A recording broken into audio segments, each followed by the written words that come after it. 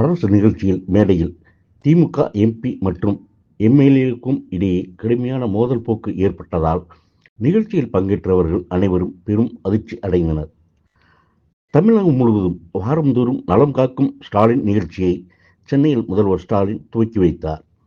தேனி மாவட்டம் ஆண்டிப்பட்டியிலும் நலம் காக்கும் ஸ்டாலின் துவக்க விழா நிகழ்ச்சி நடைபெற்றது. நிகழ்ச்சி நடைபெற்றுக் கொண்டிருக்கும் போதே திமுக எம்பி தங்கத்தமிழ்ச்செல்வன் மற்றும் எம்எல்ஏ மகாராஜன் மேடையில் கடுமையான வார்த்தைகளில் சண்டையிட்டனர்.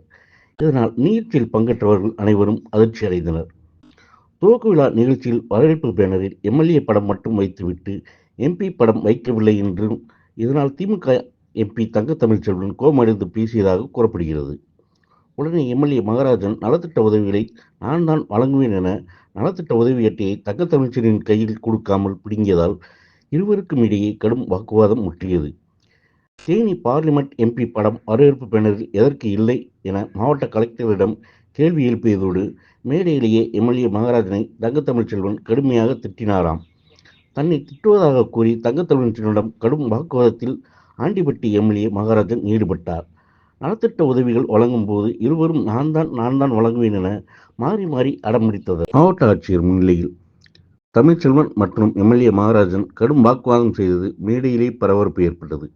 இதனையடுத்து துவக்க விழா நிகழ்ச்சியில் முழுமையாக நடைபெறாமல் பாதியிலே முடித்துவிட்டு மாவட்ட ஆட்சியர் உட்பட அனைவரும் புறப்பட்டுச் சென்றனர். என்னதான் இருந்தாலும் அவர் பாராளுமன்ற உறுப்பினர் ஆட்சி, அவருக்கான மரியாதையை கொடுத்திருக்க வேண்டாமா?